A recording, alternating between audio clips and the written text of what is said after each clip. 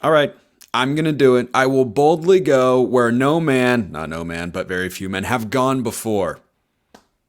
I'm picking against Deion this week. You are Locked On Pac-12, your daily podcast on the Pac-12 Conference. It's the Locked On Podcast Network, your team every day.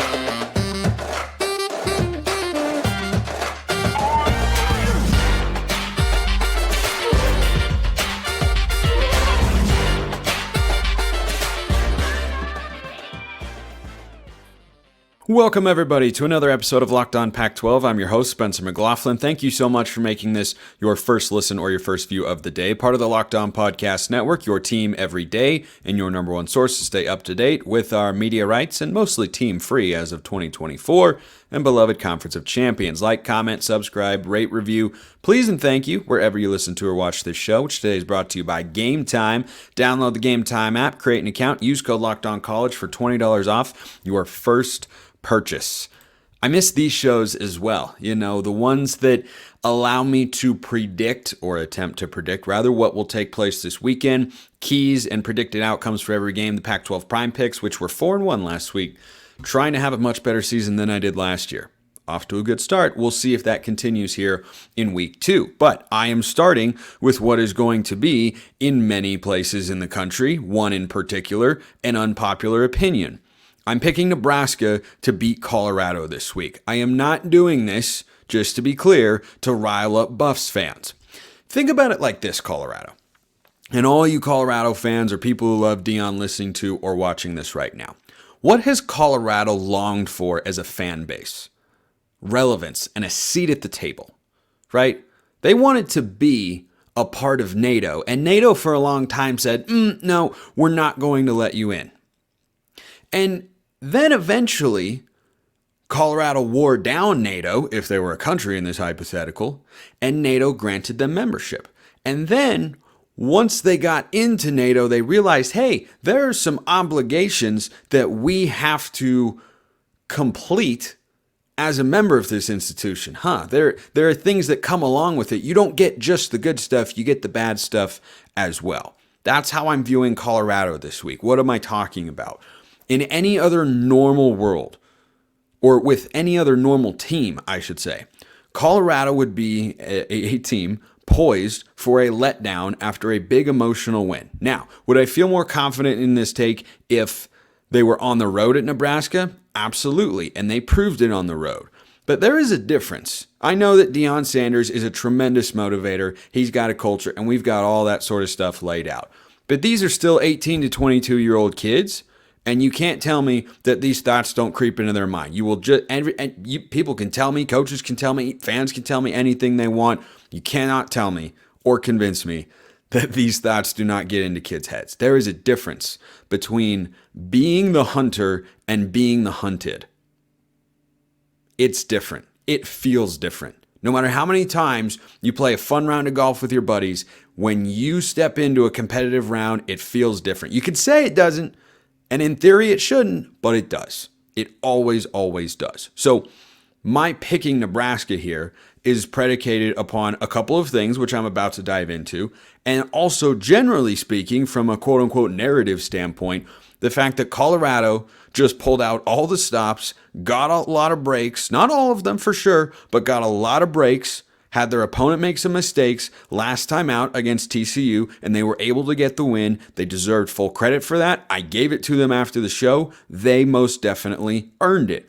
But when you are a team in college football that is on the rise, or when you are a team that is relevant in the national landscape, these are the sorts of narratives that people draw, and it's not founded out of thin air. It wasn't pulled out of our rear ends. That's not where these predictions come from. So, why do I think Colorado loses to Nebraska on Saturday? For some reason, ESPN's analytics still favors Nebraska. The Cornhuskers were a favorite for a lot longer than I would have thought until I think all the public money came in and hammered Colorado to eventually make them a favorite. I think going against what the public wants is generally a good course of action when you're looking at betting lines and such. But there's a football element to this as well. Colorado's offense was sensational. I was so impressed with it. It was better than I think anyone could have expected, and I'm sure the Buffs fans will already be in the comment section as I say that. No, we all knew it was going to be this good. Okay, all right, that's fine. You believe whatever you like. That it's all good. It's all love. It's all love. So, Shedeur Sanders was operating the offense at a high level. Sean Lewis had them ready to go. They played with tempo. They played efficiently. They made good decisions. They had good play calls. They executed. Everything was so good. And all anyone wants to talk about with Nebraska is, hey, their offense stunk. You know why? Because their offense stunk. It was absolutely putrid and spoiled a dominant defensive performance. Do you realize how close we are to living in a world in which Nebraska squeaks by to 1-0 with a dominant defensive effort and Colorado wastes a brilliant offensive performance? I'm telling you, we are 2 or 3 football plays. We might not even be that many in both games combined from living in that sort of world. As good as Colorado's offense was on Saturday, and it was great, Nebraska on the road allowed 13 points. This is not going to be a TCU defense that for each of the last 3 games has allowed at least 40 points, 45 points in each of their last 3 games. We saw that. Has Nebraska been tested the way TCU has? No. Okay, valid. I'm going to sit here and say with confidence that if TCU played Minnesota on the road right now, they would not put up a 13-point defensive effort in a slugfest of a game. So every bit as I was impressed with Colorado's offense, I was equally impressed with Nebraska's defense. And we are a lot close to the narrative around this game being much different because college football, when you get to this level and are playing at a high level, top 25, playing good teams week in and week out, it operates on a very small, razor-thin margin. That's where we are at. I don't think Matt Rule is a bum of a coach. I don't love their quarterback, Jeff Sims, as a thrower. I like him as a runner, though. And this is a Colorado team that was gashed on the ground last week against TCU. And many people, myself included, believe that if TCU had been more committed to the ground game, particularly in the red zone, they probably win the football game. But they didn't, so they're 0-1. Nebraska, meanwhile, ran the football 37 times last week against Minnesota. They didn't have as much success as TCU did, averaging over 7 yards a carry against Colorado. So when I look at Matt Rule and I say, okay, so your defense played really well on the road in week 1, and you had a commitment to run the football, I don't think Colorado is putting up 45 points here. And I also don't think that Nebraska is going to ever abandon the run. They're going to force Colorado to defend it. Now, if Colorado's smart, here's what they do. Travis Hunter plays as many snaps as possible. God, that guy's awesome. He is spec-freaking-tacular. He is every bit worth the hype. This is the biggest key in the game. Can Colorado slow down the run? Or can Nebraska run it at will? We'll find out. I think that's the biggest key in the game. But if I'm Colorado, I'm putting extra guys in the box.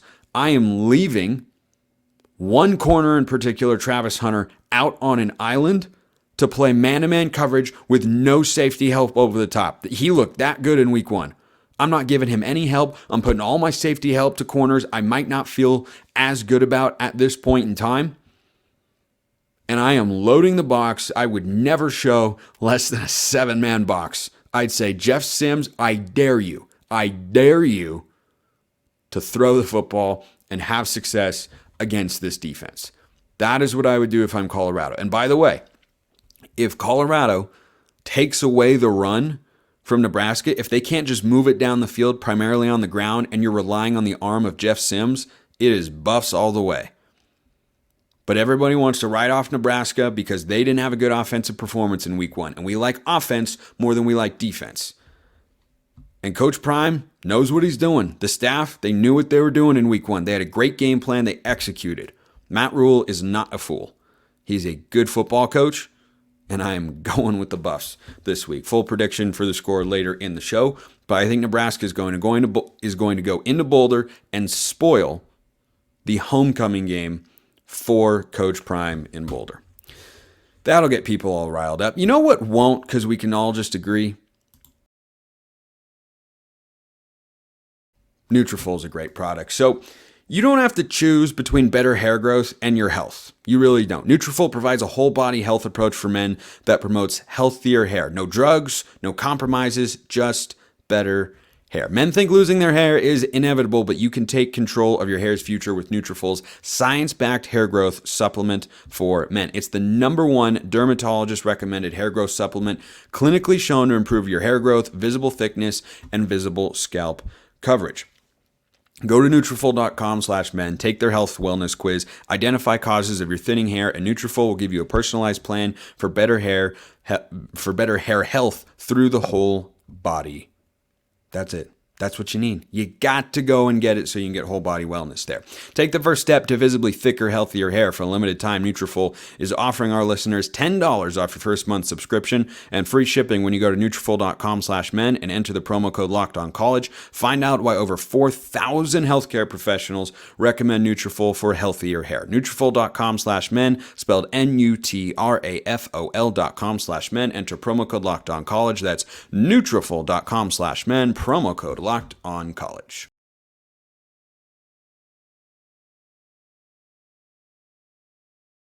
I can only imagine how upset Buffs fans are going to be with me right now.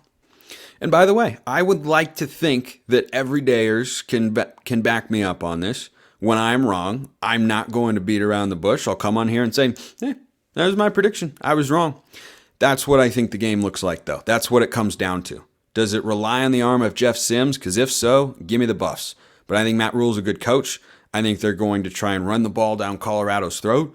I think there's an emotional letdown component. And I think Nebraska's defense will make it tougher on the Colorado offense than TCU was able to. So I think Nebraska wins that game 27-24. Now, let's run through the rest of the slate. Washington and Oregon State are going to win by so many points, I won't bother breaking down their games because that's just the way it goes. Oregon State plays UC Davis. That's an FCS foe. And Washington plays Tulsa. They're a 35-point home favorite, so they'll be fine. So let's go through each game now and lay out the biggest key to the game, and then I'll give you my score prediction. I love getting back into this. And then later, we've got Pac-12 Prime Picks. Isn't it great to have football back? Week in, week out, football. Put that realignment nonsense behind us. Eventually, we're going to have news on Oregon State and Washington State. But let's just focus on the football. So Utah at Baylor. Talked about this one yesterday. Biggest key is Baylor getting good quarterback play. Blake Shipen goes down for the year. Pretty sure that's the Baylor quarterback's name. He goes down for the year with an injury. I don't care if Cam Rising plays in this game. Utah reassured what I thought of them coming into the year, which is they're a really, really good football team, and they are better with Cam Rising, but they don't have to have Cam Rising. They and Oregon State both are the teams most capable of winning with a backup quarterback. We saw that in week 1 with the Utes. We saw it last year with Oregon State. I think Utah wins 31-20. Oregon at Texas Tech. Biggest key here is the Ducks getting pressure on their old man, Tyler Shuck, who's now the quarterback for the Red Raiders, who are going to be playing all hot and bothered after their upset loss in which they blew a 17-0 lead in Laramie against the Cowboys of Wyoming out of the Mountain West. I think the biggest key is making him uncomfortable in an air raid offense. The pass rush is the biggest question for the Ducks defensively in 2023. We didn't get to learn anything against Portland State. Final score was 81-7. We didn't learn a whole heck of a lot. But this week, we'll have an idea. Cal against Auburn. Oh boy. Auburn fans are not particularly happy with me because I am under the belief, and you best believe this will be in the Pac-12 Prime Picks, that Cal is going to outright win the football game. They're a 6.5-point underdog in Vegas, according to our friends at FanDuel. They believe, or they think, that I am a fool for thinking that Cal is going to win the football game. Now, there is something that I think Cal needs to do. Sam Jackson is day-to-day. Cal's offense clearly capable enough, as we saw last week down in Denton when they put up 58 points, their most since 2015. They are capable of moving the football and scoring with Ben Finley at the helm. It was a tightly contested quarterback battle. I will feel a lot better about the Bears if Sam Jackson plays. I think that Auburn's defensive line is going to be a really tough challenge for this Cal offensive line, which has a new look and a new offensive coordinator this year, or a new offensive line coach rather this year. Well, they have a new offensive coordinator as well, who had a great week 1. Cal needs to be able to run the football. Not like they did last week where they were over 200 yards rushing. I don't need that, but give me 4-ish yards a carry for 150 yards. I think Cal can get a win here, 31-27 final score. Arizona at Mississippi State. Haven't talked about this game a lot this week. Now, Arizona's going into Starkville as a 9-point underdog. That's a big number. Biggest key in this game for the Wildcats, Jaden Delora protecting the football. Last year, it was a turnover-riddled Arizona offense that couldn't quite find its footing. They hung around a little bit, but ultimately Mississippi State pulled away at the end. I think the Bulldogs win here. If this were I wish this order had been flip-flopped. I think Arizona would have a real chance of pulling what would largely be considered an upset if this were played in Tucson this year and Starkville last year, because I think Arizona's further along in their rebuild. Delora's more experienced. He's had more time with Jed Fish. They've done well to upgrade their defense. I think we saw that in week 1, just 3 points against NAU. I know it's an FCS school, but guess what? If you're a good defense at the Power 5 level, what should you do against an FCS school? Just 3 points is about what you should do. So hopefully that's able to materialize. Obviously, I'm pulling for Arizona in this game. I think the Bulldogs overall are a pretty talented team. I think Will Rogers is going to be able to throw the football around, as you know, he won't have Mike Leach, RIP, as his play caller, unfortunately, but I do think home field advantage and the Cowbells come out in full force here, and Mississippi State wins 34-28. I like an Arizona cover there, but Jaden Delora needs to protect the football. If he doesn't, if he has 2 or 3 turnovers, I don't think Arizona has a great chance of winning that football game. But boy, if you talk about a game that has the opportunity to be the most program-altering win, it's that one. That is the most potentially program-altering game in week 2 for the Pac-12. It's Arizona at Mississippi State. That would be the second landmark win for Jed Fish during his tenure. The first being at UCLA a season ago. You do this non-conference in SEC territory, that would turn heads outside of the Pac-12 as they look ahead to the Big 12 next year. So, UCLA at San Diego State. Everydayers and some UCLA fans who keep receipts know I'm not high on the Bruins this year. They looked about how I thought they might in week 1. Inconsistent quarterback play, going back and forth. It looks like both will play again. Here's the thing. I think this game they cover the spread, which is the exact same as it was last week against Coastal Carolina. Why do I feel that way? Because I've kept an eye on San Diego State over the first couple weeks. I'm sorry, Aztec fans, they have not been very impressive. They have struggled to throw the football. And this is a defensive line that is nasty.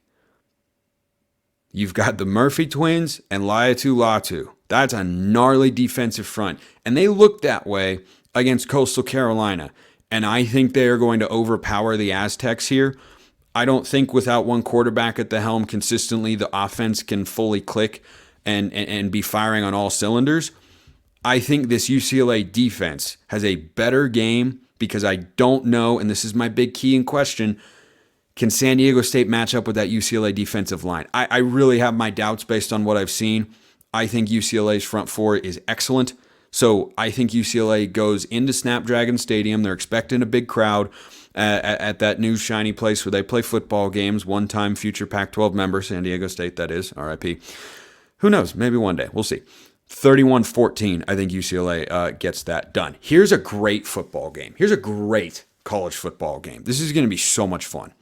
Washington State hosting Wisconsin. First ranked non-conference Power 5 opponent to come to Pullman since 1998. Oh, how far the Cougars have come since their days as a bottom dweller in this conference.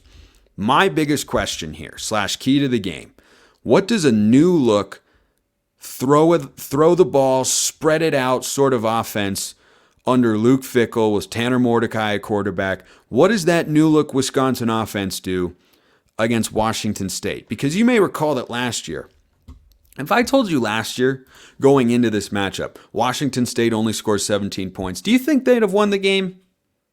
Probably not. But guess what? Their defense is nasty. Jake Dickert's a good coach, and they forced a couple turnovers that helped them win the football game in Madison. Now, that is my concern with them going into this one is, boy, They squeaked out of there on the road. To their credit, they fully took that game from Wisconsin, who was a bowl team last year. But I don't know if the Washington State defense has the same sort of teeth and the same capability they had as a year ago. This is going to be our first real indicator there. The offense looked good. I don't have as many questions, but Cam Ward has to protect the football. And we got to see what this Wisconsin offense can do against the Washington State defense. They'll be on the road. Pullman should be rocking. Home opener. That game's on ABC. I think it's going to be a great football game. I do have Wisconsin coming out of there with a 27-20 victory. The line is right around 6.5, depending on where you look. A lot of games this weekend. Tickets will be available if you want them at Game Time, because buying tickets to your favorite events, be it college football or anything else, just shouldn't be stressful. And with Game Time, it's not. It's the easy and fast way to buy tickets for all the sports, music, comedy, and theater near you. I'm a big stand-up comedy guy. Fun fact, I did a little stand-up comedy in college. Yeah, that's a true story. It's a thing that I did. Flash deals and last-minute tickets are available. That's where you can go in and boom, the deal just flashes right in front of your face. Forget planning months in advance. Game Time has deals on tickets right up to the day of the event, whatever it is. Get exclusive flash deals on tickets for football, basketball, baseball, whatever you want. Football's what we're all going to right now, right? So if you want to get tickets to any of these games, go to Game Time. Snag the tickets without the stress with Game Time. Download the Game Time app, create an account, use code LOCKEDONCollege for $20 off your first purchase. Terms apply. Again, create an account and redeem code LOCKEDONCollege for $20 off. Download Game Time today. Last minute tickets, lowest price guaranteed. All right, let's continue to roll along here. We got a couple games left, and then I'll give you the Pac-12 Prime Picks, which is, for those of you who are new around, here are my best bets week in, week out. Didn't do well last year. Did well last week, though. 4-1. I'd take that every week. If you want to come in here and fade the picks because I did so well last week, hey, do so at your own peril. So I think Wisconsin wins 27-20. Last two games to discuss here before we get to said Pac-12 Prime Picks. Oklahoma State at Arizona State. Here's the question I've got. Does the Arizona State offense, which looked really good for one drive and basically one drive only against Southern Utah last Thursday, with extra time off, do they bounce back? Do they find their groove? Does Jaden Rashada settle down? They're at home again. They're at home each of the first 4 weeks here in 2023. But they were the least impressive team. In fact, they look like the worst team in the Pac-12 in week 1. Now, it's just week 1. This is a long season. Everybody's going to play 12 regular season games, and a lot of teams will end up playing a bowl game as well. By the time the regular season concludes, we will not view these teams in the same light as we currently see them. Some may be the same, but they won't all be the same. So I wonder what Arizona State looks like there. How do they bounce back? I find this line to be curious. Now, Oklahoma State's quarterback situation gives me pause. I wasn't wowed by the ASU defense on Thursday. I was calling that game on Southern Utah radio, and the Southern Utah offensive line, they were not able to create anything in the run blocking department, but boy, the pass protection was just fine. So if Oklahoma State's quarterback is more likely than not to be comfortable, whoever it ends up being, that may be a situation where they're able to thrive. That line is curiously small. That's one of the Pac-12 Prime Picks. I think Oklahoma State wins 31-17, but I want to know, what does that ASU offense look like in week 2? And did you know we have a Pac-12 intra-conference battle this Saturday? USC and Stanford both play Notre Dame, so they always have this matchup in week 2. USC is a 29.5 point favorite. I had Stanford as an outright winner in terms of the vibe on Monday's show, which will, of course, be returning, so like and subscribe if you haven't already. After Saturday's games, we'll also do a reaction show once the day's games wrap up. But Stanford looked the way you would want a competent Power 5 team to play on the road at Hawaii. They did. They won 37-24? They were in control of the game. They moved the ball. They got it to Benjamin Jurasik. They had an identity on offense. They moved quickly. They ran the ball. Saw a lot of things that I liked. Vegas came back and said, you're still a 29.5 point road favorite against USC. I got the Trojans 52-24. I think Stanford just narrowly, just barely, ever so slightly could cover there. That's not going to the Pac-12 Prime Picks, though, because I don't love putting big lines in there. So let's get to this week's Pac-12 Prime Picks. We did very well last week. 4 correct, 1 incorrect. Coastal Carolina, they covered by half a point. Oregon State, I thought San Jose State would give them more of a battle, but Oregon State said, no, excuse me, we're really, really good. We're not going to allow this to just all of a sudden be an upset game or a week 1 trap game, which is what I heard on some other media outlets and radio shows. But all the other ones, Utah, yeah, they covered. Yeah, Stanford, they covered as well. So things went well for the Pac-12 Prime Picks in week 1. Am I too bold this week? Maybe. Let's start with the first game that I talked about to lead today's show. Nebraska is down to plus 2.5 at Colorado. Now, this line moved at one point in time to 3.5, as in Colorado favored by 3.5. That's curious. All these lines brought to you by FanDuel, by the way. That line got out to 3.5. That's after it was Nebraska minus 9.5 before the season. Then Colorado wins. It came down to Colorado as a 2.5 point underdog. And then I suspect the public said, oh, we love Colorado. I'm on the hype train. I'm all on board with Deion. I love Deion, everything like that. And they moved the line back out to Colorado minus 3.5, or all the way out, I should say, to Colorado minus 3.5. And now we have moved it back. Late money tends to be sharp money. So I think the sharps are coming in saying this is an overreaction to week 1. This is a Colorado team that is not going to replicate its success in every single facet as they did on the road against TCU, which has a very porous defense.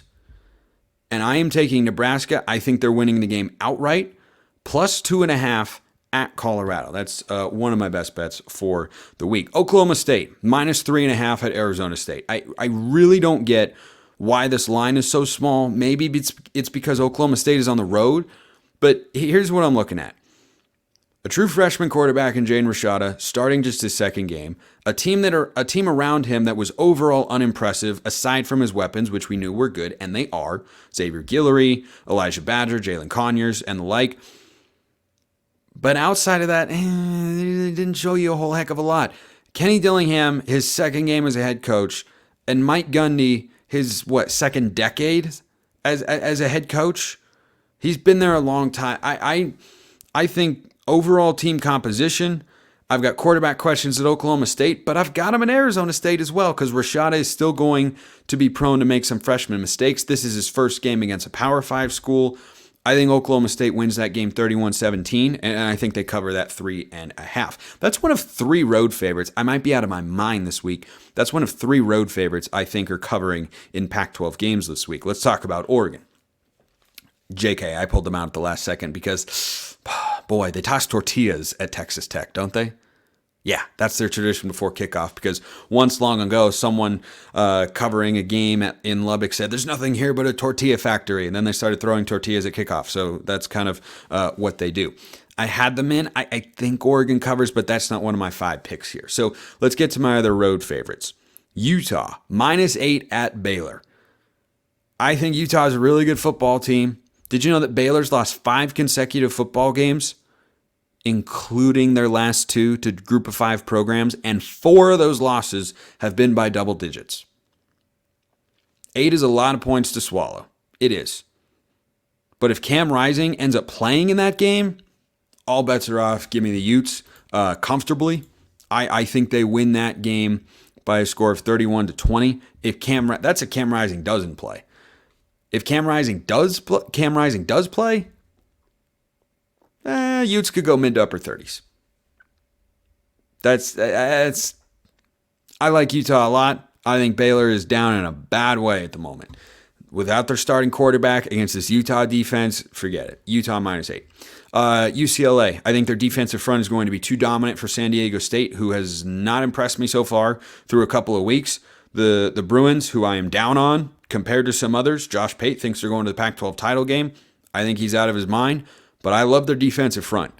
In another universe in which perhaps DTR is back for an 8th season of college football, it would have been his 6th, but would have felt like his 18th. If he had been back, I would like UCLA a lot more because I love their defensive line. I think they're going to be too much. I think San Diego State really struggles to score in this game, and UCLA puts it together, covers over 2 touchdowns on the road. I think that number's that big for a reason. 14.5, I'm okay with it. 31-14, final score right there. And that brings us to my favorite pick of the week. Do I like Cal on the money line? I do. I think they're winning 31-27. So do I love them plus 6.5? Bet your rear end I do. Because 6.5 is a lot of points to give to a team that I think is capable of scoring them, that I think is in a position to be able to win this game and at the very least hang around. Last time Peyton Thorne came out west, didn't go so great. Just throwing it out there. Didn't go so great. Michigan State, they kind of got drubbed as the number 11 team in the country by the Huskies. Were the Huskies better than Cal? Yes, of course.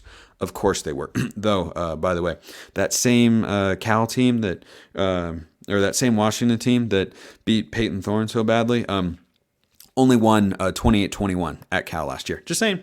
Just saying. Would I love this line even more if it were over a touchdown? Yes. But then I would question the money line component. I think Cal's winning, so I think you take them plus 6.5 at the very least. I expect them to be able to hang around.